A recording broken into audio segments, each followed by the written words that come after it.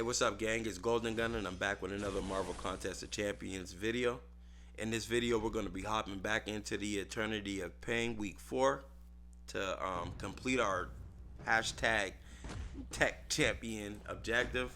For this objective, we're going to be using Warlock, and the game plan is simple.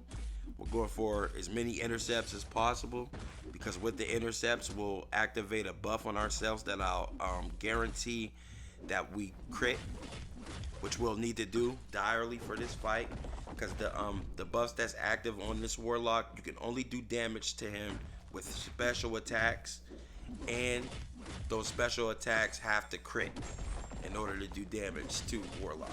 So the plan is to, of course, go for those intercepts, keep that that crit buff active, precision buff, whatever you want to call it, that allows you to crit active. We're gonna go for our L2s.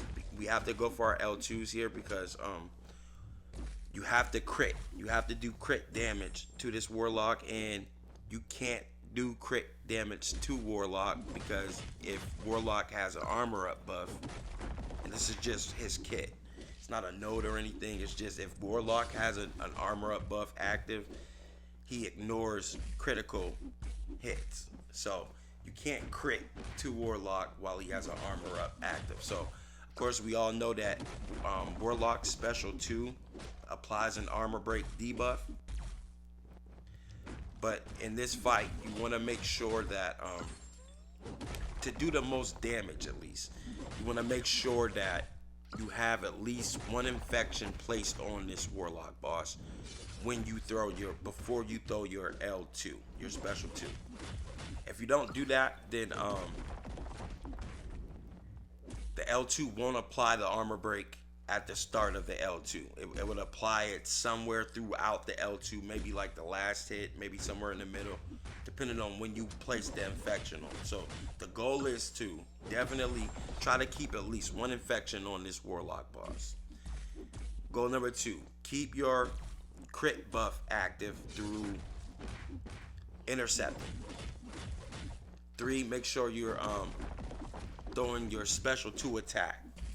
You want to be throwing that special 2 attack to apply the armor break.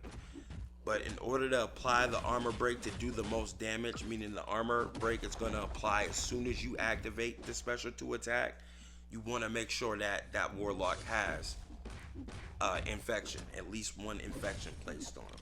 So that was my plan for this fight. It worked out pretty smoothly. It was a lot of hits. We're not running suicides. We're not running any boosts.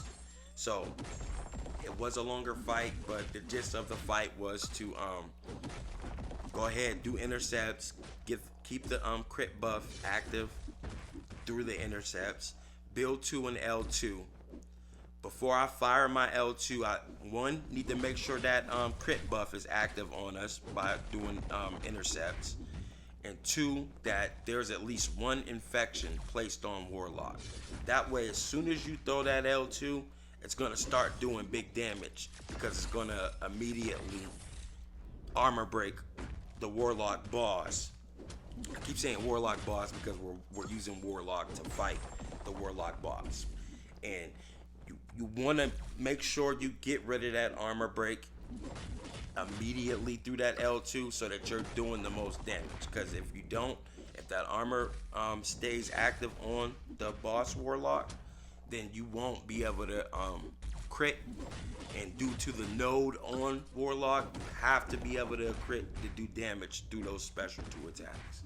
So I'm just gonna let this fight finish out. I think I'm done ranting. Hope that all made sense, and I'll see you guys on the next one. Peace.